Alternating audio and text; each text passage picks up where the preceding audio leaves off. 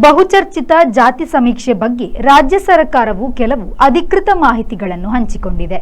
ಸಾಮಾನ್ಯ ಸಂಗತಿಗಳ ವಿವರಗಳನ್ನು ಮಾತ್ರ ನೀಡಿದ್ದು, ರಾಜ್ಯದ ಜನತೆ ಕುತೂಹಲದಿಂದ ನಿರೀಕ್ಷಿಸುತ್ತಿರುವ ಜಾತಿವಾರು ಜನಸಂಖ್ಯೆಯ ಮಾಹಿತಿಯನ್ನು ಸಾರ್ವಜನಿಕವಾಗಿ ಬಹಿರಂಗಪಡಿಸದೆ ಗೌಪ್ಯತೆಯನ್ನು ಕಾಪಾಡಿಕೊಳ್ಳುತ್ತಿದೆ.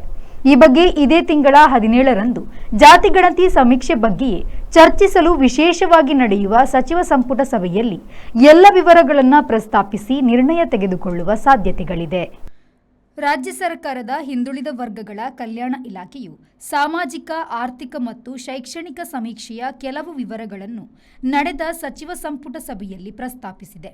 ಆ ಪ್ರಕಾರ ರಾಜ್ಯದ 6.35 ಕೋಟಿ ಜನಸಂಖ್ಯೆಯಲ್ಲಿ 5.98 ಕೋಟಿ ಜನರ ಸಮೀಕ್ಷೆಯನ್ನು ನಡೆಸಲಾಗಿದೆ. 1.35 ಕೋಟಿ ಕುಟುಂಬಗಳು ಶೇಕಡ 94.17ರಷ್ಟು ಮಾಹಿತಿ ಸಂಗ್ರಹಣೆಯಲ್ಲಿ ಪಾಲ್ಗೊಂಡಿದೆ.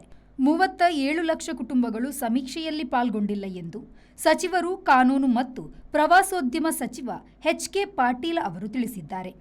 ರಾಜ್ಯ ಹಿಂದುಳಿದ ವರ್ಗಗಳ ಆಯೋಗವು ರಾಜ್ಯಾದ್ಯಂತ ನಡೆಸಿದ ಸಾಮಾಜಿಕ, ಆರ್ಥಿಕ ಮತ್ತು ಶೈಕ್ಷಣಿಕ ಸಮೀಕ್ಷೆಯ ವರದಿಯನ್ನು ದಿನಾಂಕ 29/2/2024ರಂದು ಸರ್ಕಾರಕ್ಕೆ ಸಲ್ಲಿಸಿದೆ.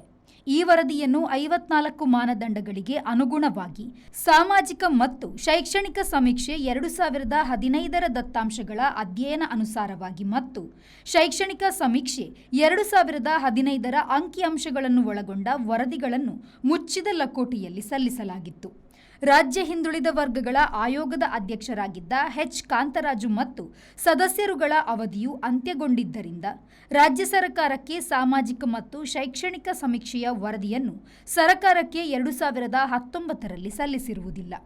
ನಂತರ 2020ರ ನವೆಂಬರ್ 23ರಂದು ನೇಮಕಗೊಂಡ ಮಾಜಿ ಸಂಸದ ಕೆ. ಜಯಪ್ರಕಾಶ್ ಹೆಗ್ಡೆ ನೇತೃತ್ವದ ಕರ್ನಾಟಕ ರಾಜ್ಯ ಹಿಂದುಳಿದ ವರ್ಗಗಳ ಆಯೋಗವು ಎಚ್. ಕಾಂತರಾಜು ನೇತೃತ್ವದ ಆಯೋಗದ ಸಾಮಾಜಿಕ ಮತ್ತು ಶೈಕ್ಷಣಿಕ ಸಮೀಕ್ಷೆಯ ಗಣಕೀಕರಣಗೊಳಿಸಿದ ದತ್ತಾಂಶಗಳನ್ನು ಉಪಯೋಗಿಸಿಕೊಂಡು ಸಾಮಾಜಿಕ ಮತ್ತು ಶೈಕ್ಷಣಿಕ ಸಮೀಕ್ಷೆ 2015ರ ದತ್ತಾಂಶಗಳ ಅಧ್ಯಯನ ವರದಿಯನ್ನು 2024ನ್ನು ಸಿದ್ಧಪಡಿಸಿ ಕಳೆದ ವರ್ಷ ಫೆಬ್ರವರಿ 29ರಂದು ಸರ್ಕಾರಕ್ಕೆ ಸಲ್ಲಿಸಲಾಗಿರುತ್ತದೆ ಎಂದು ಸಚಿವರು ತಿಳಿಸಿದ್ದಾರೆ.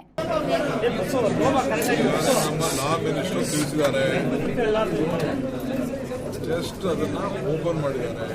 ಯಾವ ಮಂತ್ರಿನೂ ನೋಡಿಲ್ಲ, ಯಾವ ಶಾಸಕರು ನೋಡಿಲ್ಲ. ಎಲ್ಲರಿಗೂ ಕೊಡ್ತಾರೆ, ಕೂತ್ಕೊಂಡು ಪ್ರತ್ಯೇಕವಾಗಿ ಅದ್ರ ಬಗ್ಗೆ ಚರ್ಚೆ ಮಾಡ್ತೀವಿ. ಆ ಥರ ಎತ್ತರದಲ್ಲಿ ನಾವು ಆ ಥರ ತೀರ್ಮಾನ ಮಾಡೋಕ್ಕಾಗಲ್ಲ. ಸಚಿವರ ವಿರೋಧ ಬಂದ ಸರ್ ಅಂತ ಯಾರ ವಿರೋಧನೂ ಇಲ್ಲ. ಏನಿಲ್ಲ, ಕಣ್ಣೇ ಬಿಟ್ಟು ಯಾರು ನೋಡಿಲ್ಲ. ಮಂಡನೆಯಾಗಿದೆ. ಮಂಡನೆಯಾಗಿ ಅದ್ರ ಶಿಫಾರಸುಗಳು ಎಲ್ಲರಿಗೂ ಇಲ್ಲ. ಅದರಿಂದ ಕೆಲವು ಮಂತ್ರಿಗಳು ಆ ಶಿಫಾರಸುಗಳನ್ನೆಲ್ಲ ನೋಡಬೇಕು ಅಂತ ಅದು ನೋಡಿದ ಮೇಲೆ ಮುಂದಿನ ಗುರುವಾರ 4 ಗಂಟೆಗೆ ಕ್ಯಾಬಿನೆಟ್ ಮೀಟಿಂಗ್ ಇದೆ. ಅದನ್ನು ಅಲ್ಲಿ ಚರ್ಚೆ ಮಾಡಿ Government of Karnataka has taken up caste census on the basis of social, educational and backwardness angle, and they have submitted their report. Mr. Hegde has submitted his report, and that report today was placed to the cabinet, and the cabinet has discussed in brief, and we have decided that we should meet again on 17th.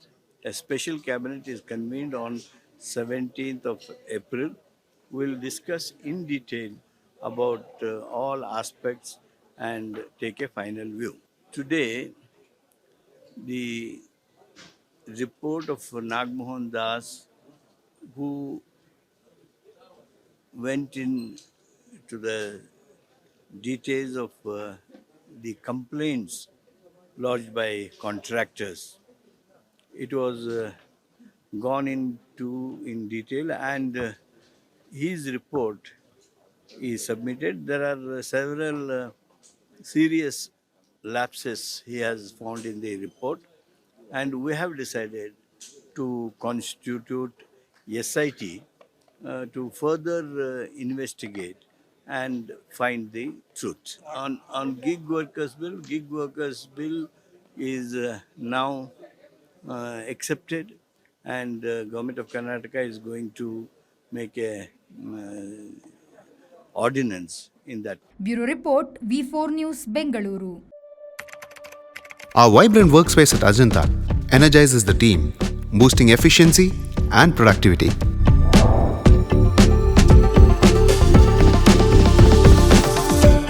Well-designed modern conference space for important presentations with top-notch amenities, fueling our growth.